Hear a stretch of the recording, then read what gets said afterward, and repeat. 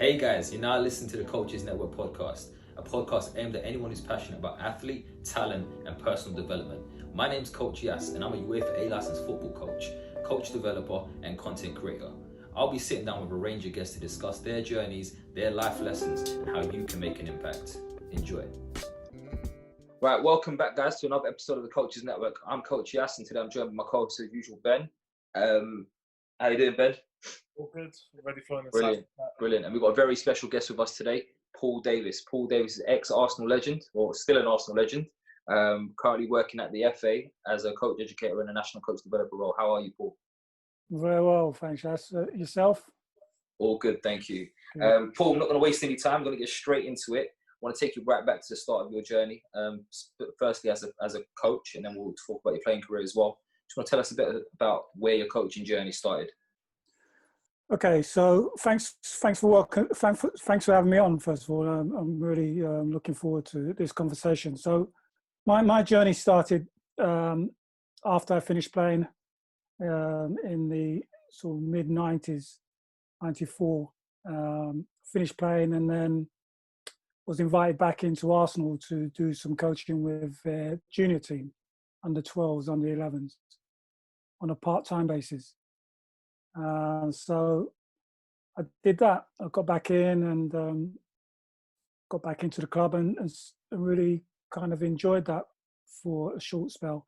But I suppose, I was actually coaching while I was finishing playing or while I was playing, because I remember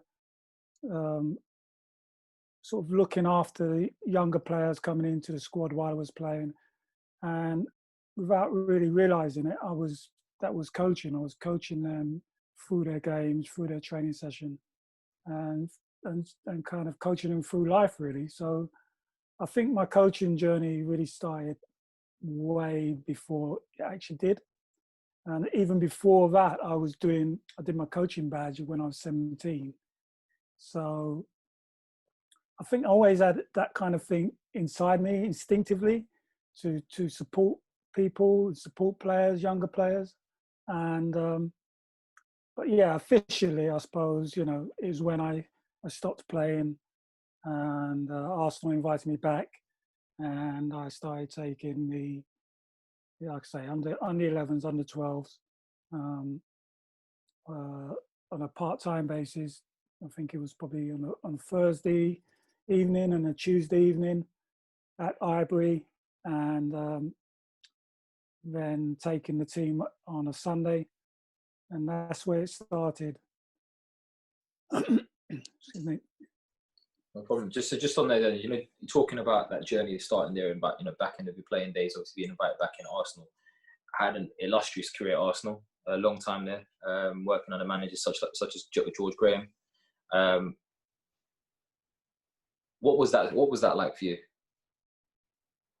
So the playing side was a mixture of, so because I supported Arsenal as a kid, I don't know why you did that. What's happened? I said, I don't know why you did that. What, joined Arsenal? Oh, supported them. Okay, I'm going to take that as a joke, right? So, yeah, I kind of supported him from when I was 10 years of age, when Charlie George scored the winning goal to beat Liverpool in '71. And yeah, that was it. That was the moment. Although, I lived in South London. I grew up in Stockwell. My closest team would have been Crystal Palace and Chelsea, actually. So those would have been my local team, or even Fulham. But yeah, that moment when Charlie George scored that goal was kind of, for me, clinched it. But I joined Arsenal at 13 years of age, and it was an opportunity for me to fulfill a dream. That's what I wanted to do. I wanted to be a football player, and to get the opportunity to do that with a team that I supported was a fantastic chance for me, and something that I wasn't going to let go very lightly. So I put everything into it. I worked as hard as I could at that age, at 13, 14, to get picked and get the opportunity to to move up within the junior ranks, and that's what I did. So yeah, it was a tough time, because it isn't like now where now players have their parents where they can take them everywhere, and the support of family. We didn't have that. I came from a family where it was mum was around and she was looking after me and my sister, so she had work and she had to deal with stuff that we didn't know about at the time, to kind of get us through the week and get us through the day. So yeah, looking back, it was tough to break through, but I managed to do it. It was just hard work, determination, and some luck along the way. Arsenal decided to sign me as an apprentice at 16, and then I signed professional at 17, professional forms at 17, and I was in the team as a regular by sort of, I'd say, 19. I was sort of regularly in the team. So yeah, it was quite a journey at that point. And once you start moving along and things start developing for you, you're not going to let it go. Well, I wasn't going to let it go, and I was going to work hard to make sure that I achieved my dream and not only play for Arsenal, but play for Arsenal for a long, long time, which I did in the end. So from a playing point of view, I look back on it now and I feel that I achieved a lot of what I wanted to achieve. And there's some things I didn't get to, but overall, I'm happy. There's some ups and downs along the way that inevitably will happen, and you might have some regrets about. But ultimately, I look back and I think, well, what I achieved was, I feel really proud about. There's stuff that I could have done, achieved more, but that's part of life, and that's what makes me what I am today, and I'm quite happy with that. So yeah, there's some really up and down moments in there, but definitely, there was quite a few moments that you're talking about up and downs. You had quite a few ups at Arsenal. Winning a few trophies there. I think you had a couple league titles, and a few domestic trophies as well. You spent quite a long time, 15 years at Arsenal, as a player, roughly. I'm just going to try and correct you there, because I think it's about 18 years. If you're talking about from apprenticeship. From first team as a pro. Sorry, but if you go back to apprenticeship, then probably maybe going back to possibly 18 years. You had a bit of involvement in the England youth teams. Never quite got the final call up to the first team. Yeah. So that'd be one of the sort of disappointments looking back. I didn't play for the full England team, which is a regret. I played for the under 21s. I think it was 12 times, 11 times. Yeah. And back then they didn't have any other age groups. So they didn't have under 15s, under 16s, under 18s. It was just 21s, wasn't it? And the B team. Just the 21s, and I think they might have had 23s or B team at that time, maybe. Mm-hmm. So yeah, it wasn't like now where you had all the different age groups. So yeah, that was, looking back now, missing out playing for the England national team, the full England national team was disappointing. Although I made it into the squads a few times, but didn't actually get onto the pitch and play, because that's where you get the cap. If you go onto the pitch and play, you don't get a cap if you just part of the squad. So right, it's a big disappointment. But now I want to take you back to a particular point in your career at Arsenal. There's a bit of controversy around it, obviously, and it may have had something to do with that whole being called up and actually getting a game for the England team. Take you back to Highbury in 1988. Played Southampton. Just talk us through what happened there, Paul. Okay, so we go to the bad bits first and then the good bits later on. That's all right. Okay, that's good.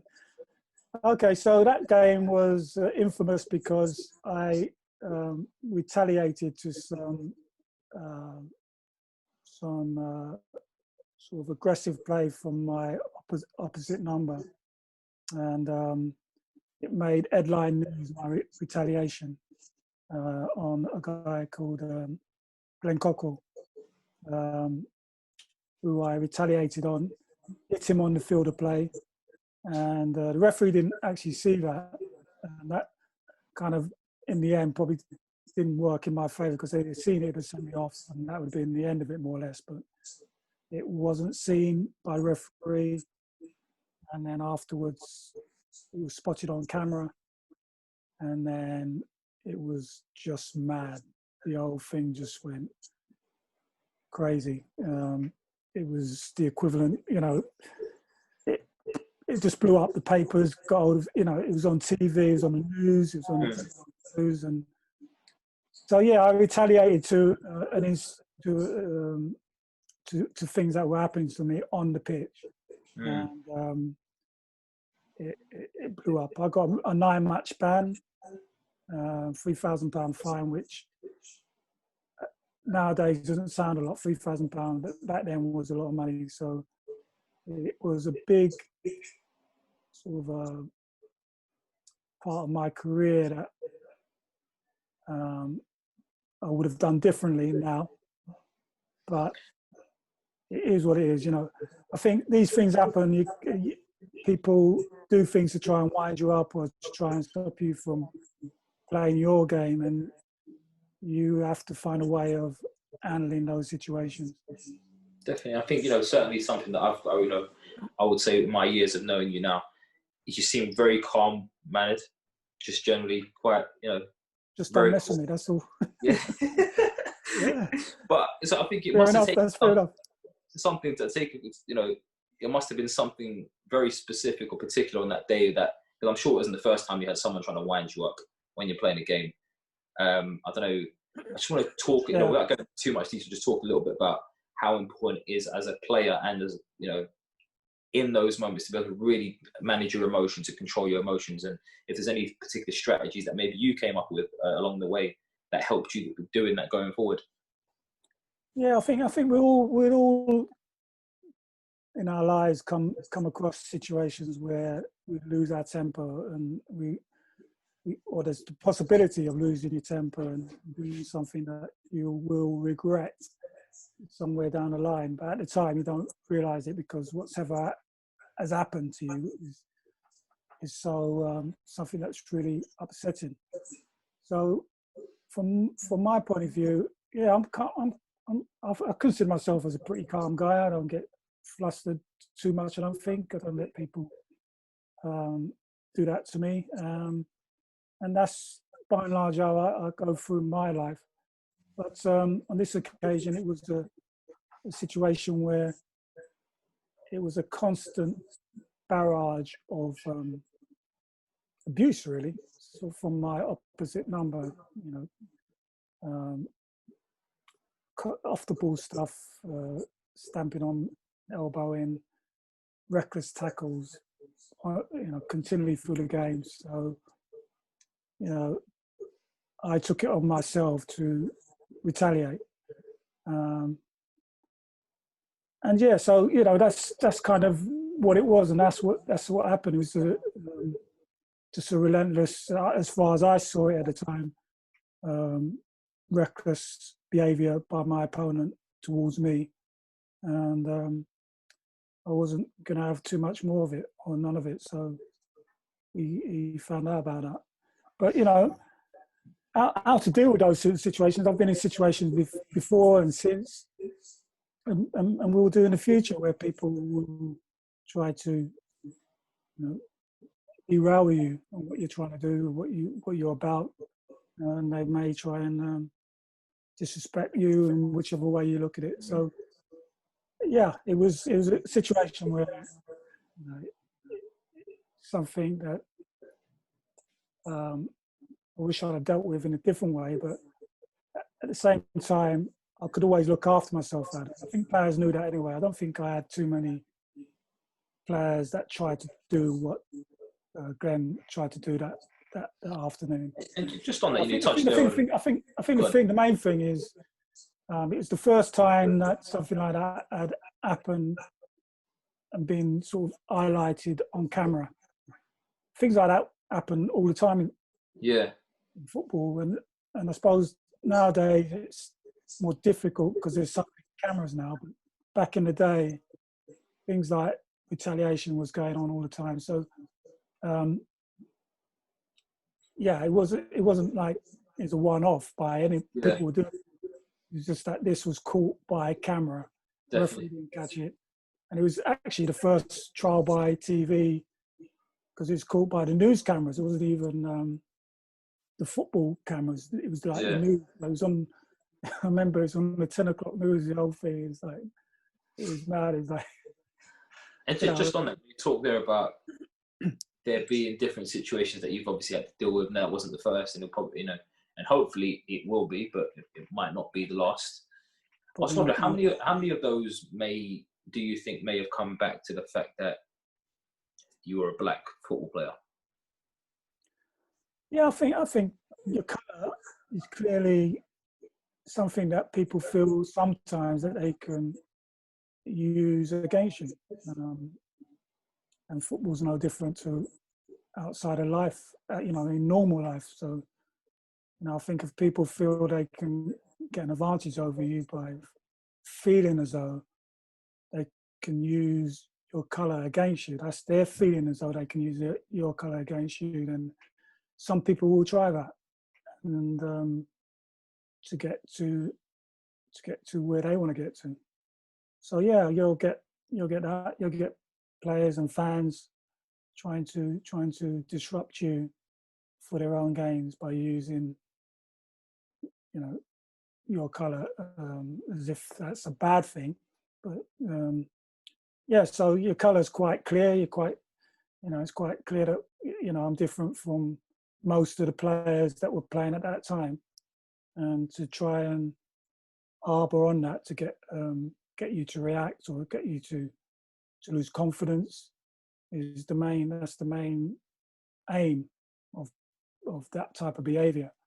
And I think so, you know, my goal then is to not let that happen, is not to let that situation get to that point where it either puts me off my game or makes me feel devalued, or make me feel less than what I am or what I should be. So once you get that into your mind, and you can sort of constantly remind yourself of those reasons and those kind of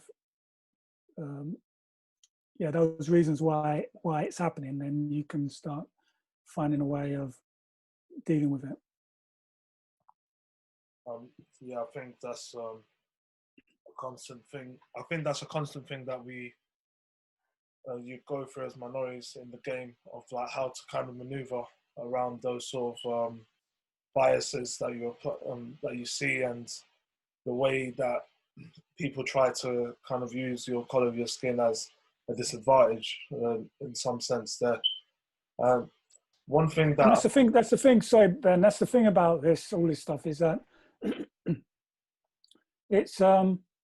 it can, if you're not careful as a young black person or black guys, if we're talking about football, it can seep into your psyche and make you feel less.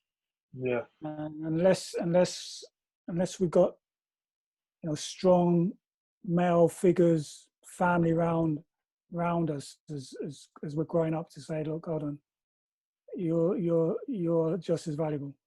Then we're going to have a problem if we don't have that, because it's natural. If you're young, if you're 9-10 years of age, and you know the majority around you different color, and you're made to feel less, then it's only natural you're going to grow up feeling less. That's just kind of normal. So yeah, it's a major thing that we have to be mindful of, and you know, sadly, that's what happens, and you can see the lack of confidence sometimes in young black men that should never be there, because they've got ability just like anybody else. It's just that they don't believe it in the end, because it's almost they've been made to feel uncomfortable, out of place. So it is an ongoing thing every day, every week, that we have to be mindful of. No, I agree. I feel like there's an ongoing battle, and obviously, like you said, a lot of young black guys and coaches may not have those sort of people around them that may always be telling them that every day sort of thing. But I guess it's that whole sort of mindset of that, like, you have to have a point to prove sort of thing, and just know the stuff that you're good at, and hopefully you'll potentially get the stage eventually to improve your skill set. And just in regards to that, I've done a bit of research when I was in my masters in terms of like racism in football, and even within the playing side, what you tend to see is that positional wise, a lot of the black players will be put on the wing and like strike where they see for physical attributes. Now you kind of broke that barrier a bit, and you were playing in a very successful Arsenal side under George Graham in centre mid. Like, how was the perception of you in that time there, like playing in centre mid? Or how do you think you were perceived? Yeah, I don't see. At a time when it's all happening, you're just in the moment, you know. Yeah. You can't, and I didn't think about too much else, because I don't think you can. To get there and to stay there, you just got to just focus your mind on what you're doing, how you're doing it, and navigate what's going on around you. So I didn't really think about anything like that. I just did what I had to do to stay there. So, it's only now that, or like since I stopped playing, that people will say, well, you wanted first to be playing in a team, and you were the integral part of that team in the middle of the midfield, and then you start thinking about it. But there was a time where the black players were, seen as just fast, or, just strong, and just put out in certain areas where you could get the best of them. And that's how it seemed to be. At that time, I didn't, I don't remember, I don't think, I can't remember anybody talking about me at that point. Oh, you're black, you're playing midfield, that's a bit strange. It wasn't anything like that. It's just, it was just how it was, and it happened for me. But there seemed to be a stereotype back then around quick, fast, strong, and that's where most black players were described, I suppose. And we couldn't play in goal. There wasn't many. We didn't like playing goal, and that kind of. We didn't like the cold. That was doing some stereotype stuff. Were talked about, mentioned. Just trying to think of some others that around the time. But for me, it was just, I wanted to get somewhere. I just had to just concentrate on what I wanted to do, and I think that's all you can do, and to get to where you want to get to. Obviously, if you can get people around you that can help you to do that, it makes it a lot easier. If you've got role models that you can look to, people that you can go to help you through a difficult situation, or even just to confirm some stuff, I think that is really, really helpful, and we don't value that enough. I think the role model thing is massive, and I think everybody says that. But when I was coming through, my role models were people like, obviously Pele at that time was at his prime. He was the world's best player, and played for Brazil. I remember watching him in the 1970 World Cup. In fact, it was the first World Cup I watched, and Pele was just took it all apart. He was the main man. But there was others like Clyde Best. The guys that haven't heard about Clyde Best, you got to look him up. He was a guy that played for West Ham, first black guy to play for West Ham, and he was playing in the league, and he was the only black player in the league. So if you can imagine now, one black player playing in the Premier League, that was Clyde Best, and he was getting abused on his own. And so he was somebody that really inspired me, because I was only about 9 or 10 at the time, and I saw this guy Clyde Best, and he's playing for West Ham, and there was no other black player in the league. So for a black young kid, that was inspirational to see. And then obviously, as the years went on, I started playing at Arsenal, but there was a couple of players before me. Brendan Batson. Yeah. He was at Arsenal, but then he left Arsenal. I think he went to West Brom, and then you had the 3 degrees. Then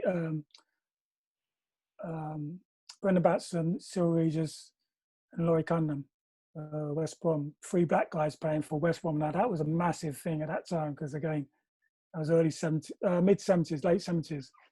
And so they started to creep, more black players started to creep in, myself included. And it slowly trickled in where there's more black players. And I remember Paul playing against Paul Cannavale at Chelsea. And he had a rough time. I mean, we all had rough times, but he had a rough time. It was tough for him at Chelsea. The fans were, I remember playing against Chelsea for Arsenal at Stamford Bridge. And I was getting abused, racially abused by all the Chelsea fans. And I know back in those days, you had like 60,000. I suppose all 60,000, it felt like 60,000 were giving me racial abuse.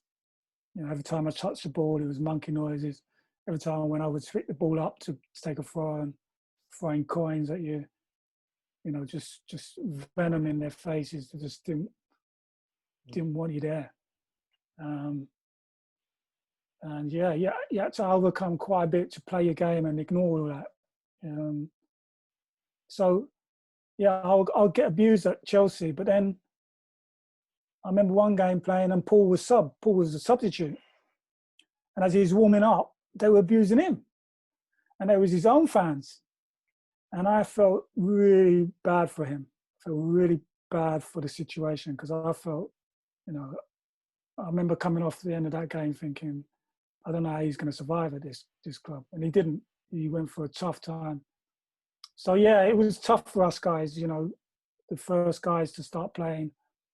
Back in those days, it was really tough. You travelled to grounds and you'd get 60,000 just abusing your free colour. Yeah. I don't know. You look back and you think, how did you get through it? But you do. You didn't have a voice. You couldn't. If you went to the club and said, what are you going to do about it? Just get on with it. Just get on with that stuff. So that's how we grew up. It's you had to have that mentality to take that and get on with it. People like Cyril Regis was a forerunner. Cyril's a little bit older than me. Brendan Batson's a little bit older. So those guys were forerunners, and they took a lot of pressure. I mean, my age group took a lot of pressure, and then as you got John Barnes, it started to tail off a little bit, but it was still getting pressure until we get to the point now where these guys are now playing, and they're not getting that type of stuff from them. There's still stuff going on, and it's still there, but it's not as bad for them in that sense. We'll just kind of touch on this. You talk a lot about your playing career, some of the challenges you face in your playing career there. I just want to bring you back to the coaching side of things now. In terms of the coaching aspect of things, you've now gone into coaching, been brought back in at Arsenal, started off with the younger age groups in the youth setup. Where did it go from there? Yeah, so I was doing that sort of younger age group, for about 7 years. And I think well, from the outset, I was always ambitious with what I wanted to do within coaching, as I was as a player.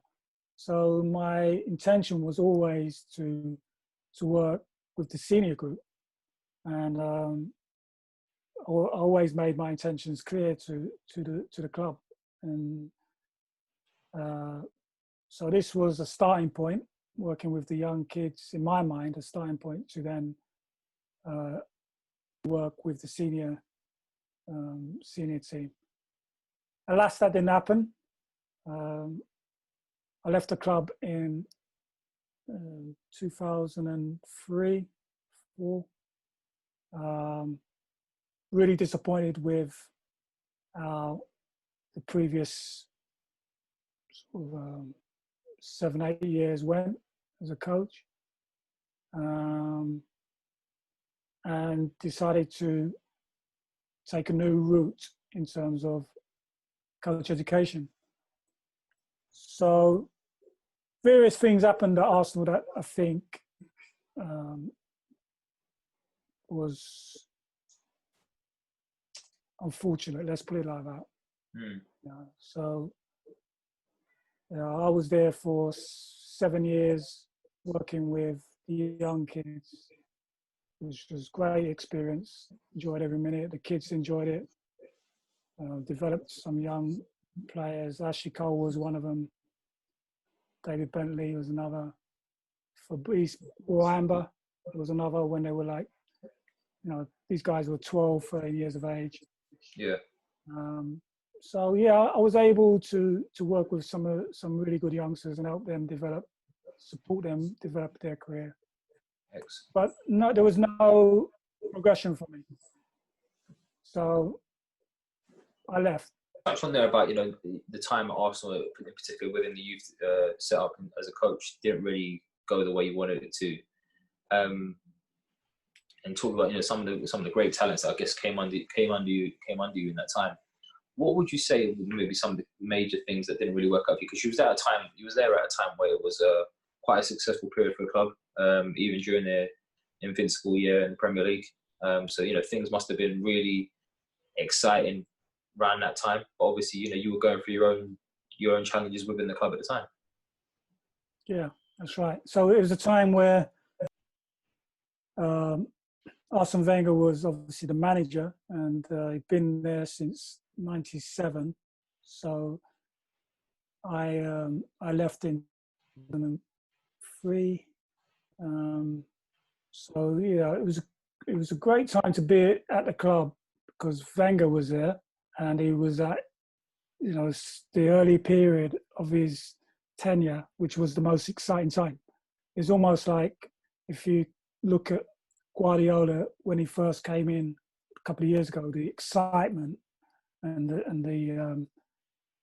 the curiosity that everybody had for him was the type of situation it was for Wenger back then. So, and I was able to watch Wenger work firsthand. I went to speak with Arsene Wenger and asked him if I could come in and watch him work, and he allowed me to do that. And I was able to pick up so much stuff from what he was doing. What I would do was I'd go and watch, because like I say, I was working with the kids in the evening on a Thursday and a Friday, and then we had games on a Sunday. So obviously during the week, I had a lot of time to go in and watch training if I was allowed to. So I asked Arsene Wenger if I could come in and just watch and just take down notes. And he was okay with it. He was good. He was allowed me to come in and watch that team train, and allowed me to video stuff. I got loads of videos of him and his training. So yeah, I learned a lot watching him working. So I used to take stuff from what he was doing, adapt it, obviously, and then put it into the work I was doing with the 12s and 13. And obviously I just did that off my own back. There was nobody else within the club said, look, we want to get a coordinated structure here where we link things up. It wasn't that sort of structure going on, but it was something that I thought, well, you know, I've got this opportunity to see this guy work, like this guy that everybody wants to see. I've got this chance to let it happen. It's just a no-brainer. So he was happy with it. I used to go down there every day and watch him train. Not every day, but, you know, whenever I felt it was appropriate. I didn't want to kind of, you know, take liberties with those kind of situations. But he was great. And even to this day, I've got the videos of him working with Bergkamp and Henri and Vieira and all those guys that started coming in and the stuff that he was doing. And I literally just tweaked what I felt would work with our 12s and our 13s and worked in the same manner, similar manner. Because the interesting thing about it was he was a similar kind of personality to me in terms of very quiet, didn't shout at his players, wasn't bawling or anything. And I'm thinking, wow, that's kind of how I am. It's like, you know, and I've come from this background of coaches who've been bawling at you all these times and yelling and telling you how to play the game. And I'm thinking, I never ever felt that was right then. But that's the way you grow up and people feel that that's the best way. And then you've got this guy who's come in and he's doing it a completely different way.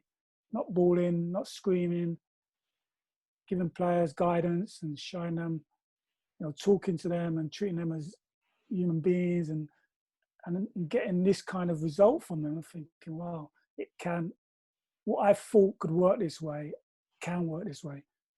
And so it kind of gave me confidence from that point of view in terms of personality. My personality, the way I am, could work because Arsene Wenger was a similar personality. So yeah, it was a good time to be there from that point of view. But as I said, you know, my ambitions were always to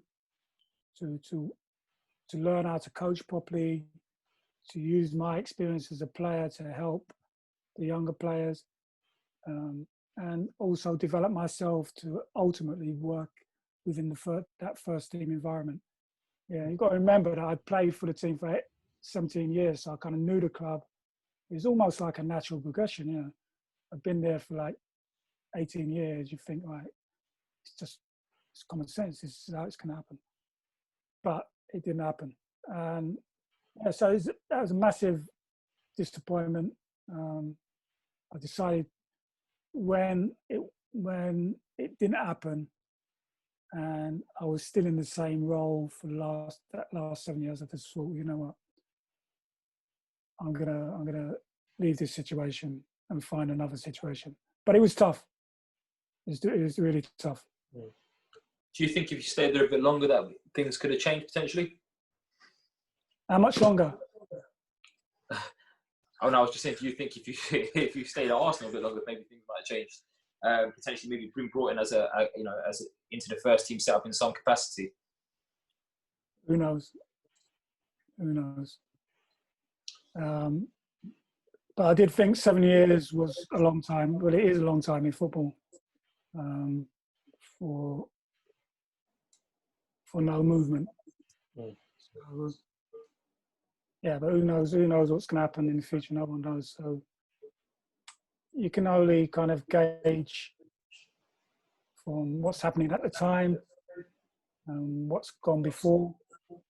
You know, I have to say it's what's happening now with what Raheem Sterling's doing and Rashford and those guys bring the spotlight more and more on these sort of situations.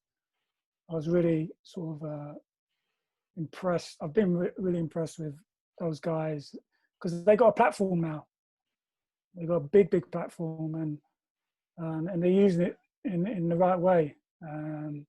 So Raheem Sterling came out recently and said, you know, there's nobody reflecting him in the game in terms of coaching. And he's got a platform and he's saying that, and it's getting people to think about it, and it's getting people to talk about it. It's something that I have to say most black players have been talking about for a long time now. But you've got to have a platform for others to hear it. So players of my generation, players of past generations have been saying it, what Riam's just said recently for last couple of decades at least.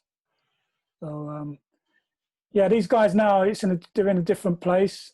They've got a lot more say, and you know, let's hope there can be some changes quicker, right throughout football. So I'm talking at the senior end.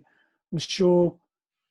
Well, I know that at the grassroots end, all the way through football, there's a lot of work still to do. What do you think can be done to like bring those changes? Because a lot of people have obviously commented on the fact that they started looking even higher now, and looking at like the way the boardrooms are made up of, like the demographic of the boardrooms, and they looked at all the major sports, and I think in the FA they have one, like rugby has none, hockey has none, cricket has none, that sort of aspect there. So like, do you think it takes like more footballers of like high profile like Raheem to come out to talk about these sort of aspects? Like, how do you think that we can attack this? Well, yeah, I think you know, everyone says it, but it's just education and awareness. They're the two kind of words and acceptance. Mm. So they will be sort of the kind of three things that I would say. So education, you know, I think is vitally important, because if you don't know the history, if you don't understand what history is about, both in football and sort of world history, British history, then you don't get the context of stuff. You don't understand what's going on. Mm. So history and education is crucial. And then I think once that gets in place, then it's acceptance. So once you get your history and your education, then you can only accept what's happened there. Mm. But if you don't know what's happened, you can't accept it. So acceptance of the situation, and then a willingness to put things right. Definitely. So yeah, it's definitely, for me, it's and the awareness thing is I suppose education, isn't it? The awareness, it kind of goes hand in hand.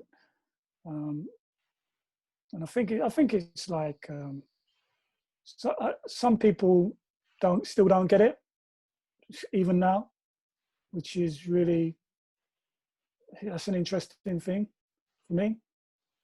And so yeah, there's still a lot to be done, and how it's going to be done. And I think, you know, those for me are the three big areas.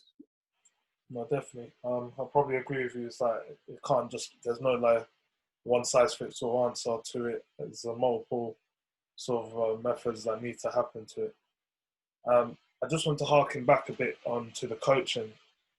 In regards to you know, the sort of observations you made of like Arsene Wenger sessions, I feel like that was quite interesting at that time, for like a coach of that profile to be at such a high level like that and be successful at a high level like that. But like, what sort of key ingredients did you see that he kind of done to make the environment that he done for those like elite mindsets, like that relentlessness, that sort of resilience, without necessarily appearing to be that sort of person himself? Yeah, his technique and his style was different to what coaches were doing. Like I said, he was a guy that wanted to treat his players just as a normal human being, one to one. It didn't seem as though it was, you know, I'm the boss. This is what you're going to do, regardless of what. He was allowing the players to be themselves, it seemed, and giving them some autonomy to try things. and respected them as players and individuals. I think that was the key thing that really shone out to me, and allowing them to have some freedom in their game, in what they were trying to do. Obviously, he wanted structure, and he built in structure there, but there was a lot of, you're a good player, and I trust you to do the right things in these situations. It's kind of that kind of philosophy. And then the practices that he put on again was similar to that.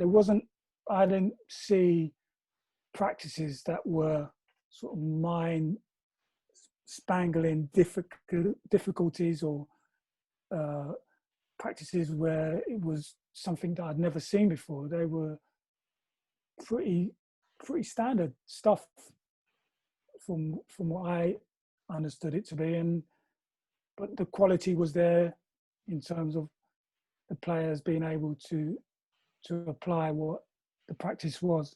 So it'd have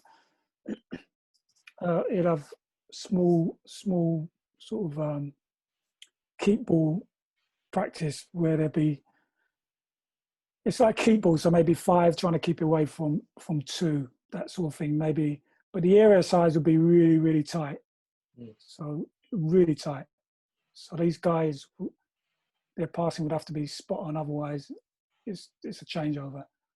Or little things like, if the 2 defenders just got a little touch on the ball, that's a win. That's classed as a win. So little things like that he added in to just turn up the temperature on the players. But he wasn't shouting. It was just the way he tweaked the sessions, just to up the quality. So it was little stuff like that more than anything sort of revolutionary. I suppose the revolutionary stuff came from the food diets that he had them on. So yeah, it was a breath of fresh air. It was great for me to watch him. I watched him work for probably about four seasons, I think. Remember one time I was there watching, and they were training up at Colney, and I was the only one allowed to watch while everybody else was there. There were players, and it was Wenger, and then it was his assistant, and then it was me. So it's like, wow. And this is like when everybody wanted to get in to watch Wenger. It's like us now trying to get in to watch Pep Guardiola work. It ain't gonna happen, So I felt really, really privileged. And actually, I was just going to say, I was there watching training one morning. I had my camera and I was taking shots and everything. And for some reason, they had a lack of number. They needed one more player. I don't know how that came about. And I was on the line.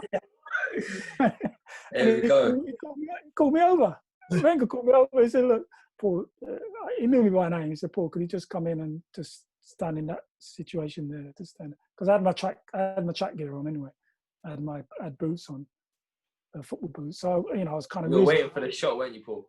You were waiting for that one. He was queuing up, waiting for the right opportunity to come along. Yeah, it took me 4 years to get fixed like that, but I got there. Hope you still kept fit. I was there on the training pitch with all these guys. This is like 10 years after I finished playing, so I wasn't in the best of shape, to run around. But to actually be in a session with those guys, and it was like, Young Rees and Bergkamp, and I remember because I was like, for some reason he wanted me to sort of be next to Bergkamp. I don't know what. It's like a small session. No, it's like a phase he was doing. Yeah, he just wanted like a sort of mannequin type of situation where I was just standing there almost. And then so I went to stand next to Dennis Bergkamp, and he wasn't too sure about the whole situation, because I don't think he really knew who I was, and he was just thinking, what's this guy doing standing next to me in training? It's a bit of a weird situation, but it was a funny situation, that, but it was great. The overall experience, learning from him, watching him work, things I picked up, was really, really good. Definitely. Paul, and I'm just mindful of your time. We've just got a couple of questions to go, and we'll try and wrap up as quick as we can. Just want to kind of take you back to, obviously, your journey as a coach. And, if you can, would you say there was any key mentors for you in that journey? Anyone that you kind of looked up to and thought, yeah, they would really help me through my journey? If so, what was one key lesson that you kind of took away from them? Oh, well, mentors. Yeah, I think any yeah, there's people that helped me along the way. There's some coaches I had at Arsenal when I was young. There's a guy called Alfie Fields, passed away now. He was really supportive as a young player, and I think he obviously helped me develop as a person. You got to remember that those kind of times, it was, my personality isn't really screaming, shouting. I'm not that way, but that was what it was back then. You had to be a screamer or a shouter to get anywhere. It was all at odds with me. It didn't make sense. So anybody that kind of went with me on that and understood that, you know, this is how he is. Let's work with that. I kind of respected, and I felt, yeah. So Alf Fields was somebody that I felt, looking back, kind of tried to do that. But as for sort of after that period, I suppose black players that were doing well, like I say, Cyril Regis, Laurie Cunningham, Brendan Batson, Ricky was probably around about my same age, so we kind of came through. But yeah, it was those kind of players, because they were doing it, and you could see them doing it. And it kind of inspires you to do it as a footballer. But as for coaching, talking about coaching, yeah, I think just if there was anyone in your journey that's maybe giving you one key lesson that would that you think, yeah, that was a really good one. That helped me a lot. Oh, it's hard to kind of just pick out one thing from all those years. Really, it's a tough. I wouldn't want to say just one thing, but if you're going to say give one piece of advice, well, I would say you just got to be relentless in what you do.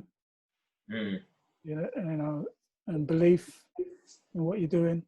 I think those two things, you can't get away from it. It has to be relentless. You have to keep going. You have to believe. And if you can get that from other people, if other people can give you that, then great, that's fantastic. But if not, you're gonna have to develop it, find it yourself, and nurture it. And so yeah, I think those two things for me are crucial. But it's easy to say. It's easy to say that. It's hard to do. Just to build on that, then, if you had now had an opportunity to go back in your journey and maybe talk to yourself at the start of your coaching journey, what would be one message you want to give yourself then? I think to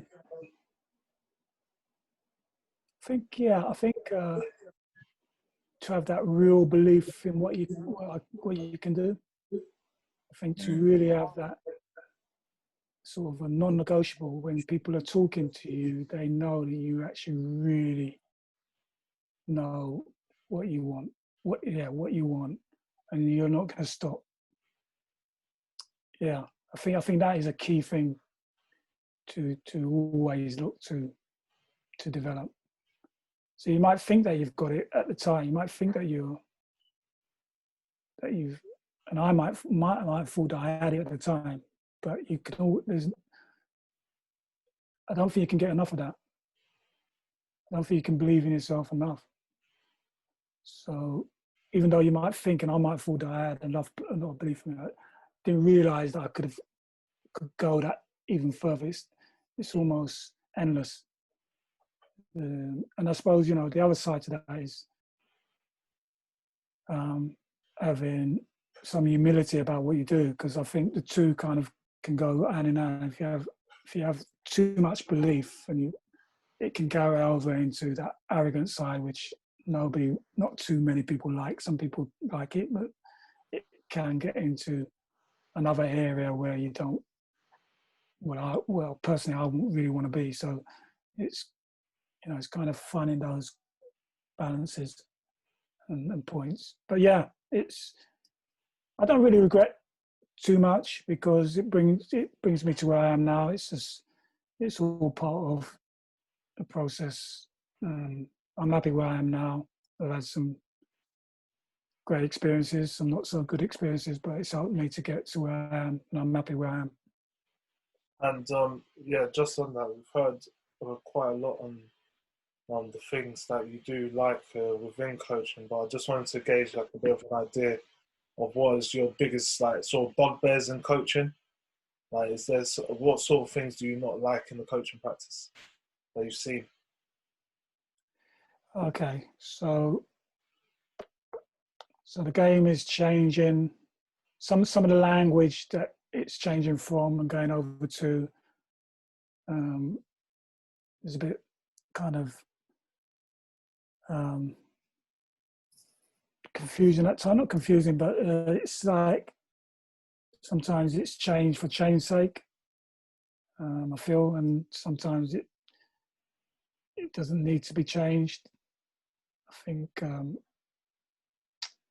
yeah, it's kind of the game changes, but ultimately for me, it's still a simple game. And I think sometimes people make it complicated unnecessarily. Yeah, that frustrates me sometimes because I've actually played the game at a very high level, and I don't believe it is as complicated at times as people make it feel as seem.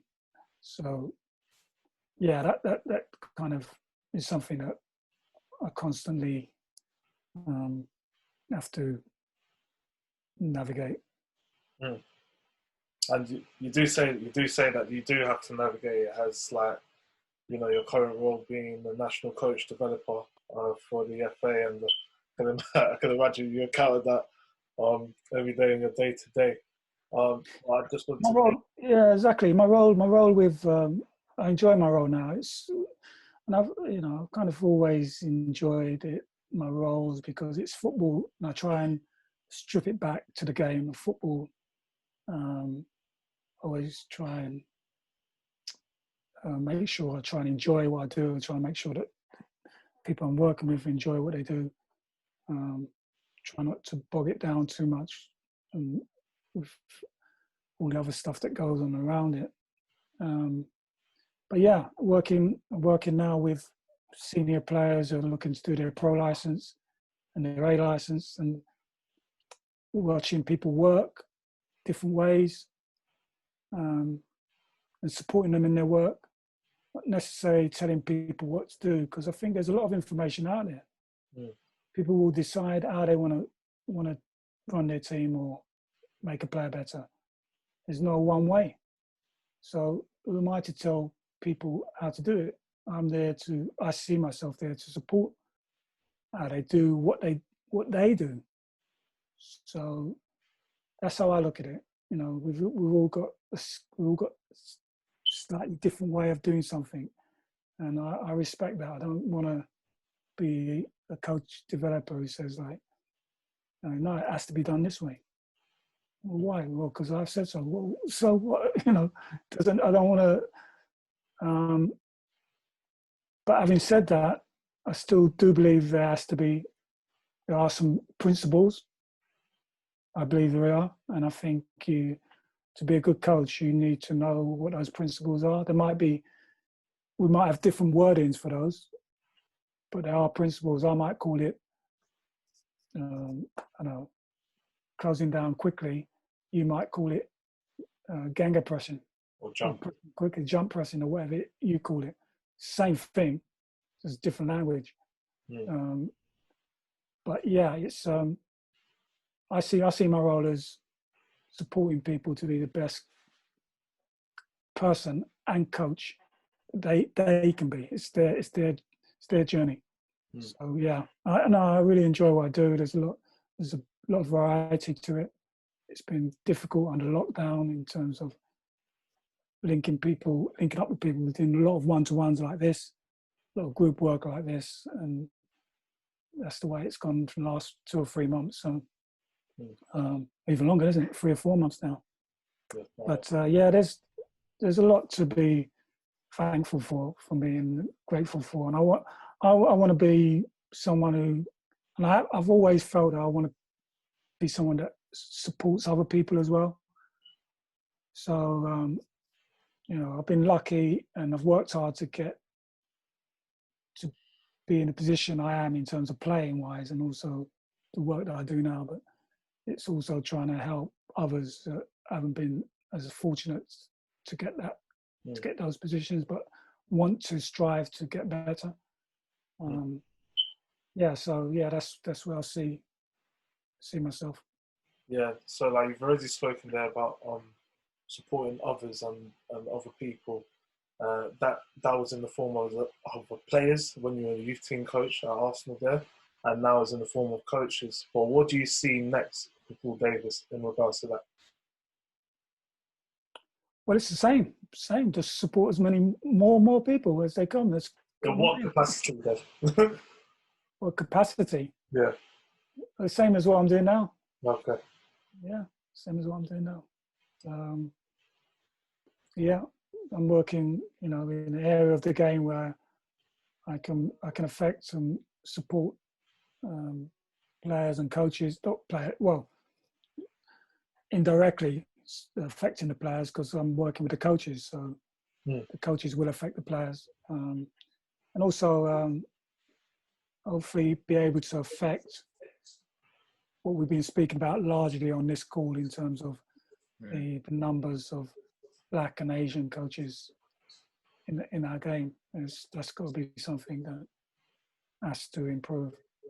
So yeah, working hard to push that along. I see that as one of my sort of major goals, really, to support. Okay, and thank you for this. That has been really good, and there's definitely a lot of like anecdotes and stories that I feel like a lot of the listeners are going to take, especially me and Yas as well. But like, could you just leave us with 60 seconds, a golden nugget that you want to leave with the listeners that they could take forward, and what would that be? Golden nugget. Golden nugget. We had that nugget. Like I said at the start, I don't know if there are any golden nuggets other than to work hard, believe in yourself, and persistence. So three bits of golden nugget there. So whichever one of those, or all three of those, if you want to work on those 3 areas, I would say you won't go too far wrong. Obviously, you're in something that you enjoy. You all enjoy football, so you're doing it because you enjoy doing it. So keep that enjoyment. Don't ever anyone take that away. But those 3 things, I would say, you have to be persistent. You have to really work hard and just keep going when you get the knocks. And there's so many knocks to take in this game and in life. You have to believe in yourself. If just believe, and so I say just believe. It's not as easy as that. You have to find a way of believing, and surround yourself with people that are going to support you the best way they can. What was the third one I said? Work hard, be persistent, and believe in yourself. Ben's listening. There you go. Persistence. Persistence is the key, and I think certainly that's definitely a key message for everyone to kind of take away. And I think you've shown that obviously some of the things that you've been through yourself, that having that persistence, even when you talk about early challenges in your Arsenal journey, and seeing players like the likes of Laurie Cunningham, Cyril Regis and players like that spurred you and really kind of go and almost emulate them in some capacities, being a young Black professional coming through as a footballer. But look, there there you have it, guys. You know, it's been another fantastic discussion again today. Some brilliant insights, plenty of golden nuggets, whether Paul wanted to give them or not. Well, no, it's not that I don't want to give out any golden nuggets. Of course, I want to help, but I don't know if they are golden nuggets. But it's advice. Guys, definitely. Guys, I just want to say thanks again for tuning in. As usual, I've been joined by my co-host, Ben. Very special thanks to our guest today, National Coach Developer at the FA and Arsenal legend, Paul Davis. Thanks again, Paul. Pleasure. My pleasure. But there you have it, guys. Another episode of the Coaches Network podcast, where our aim is to bring the world of athlete, talent, and personal development together to just one platform. And you can help us with that mission right now by sharing this episode or any of your favorite episodes with everyone that you can think of.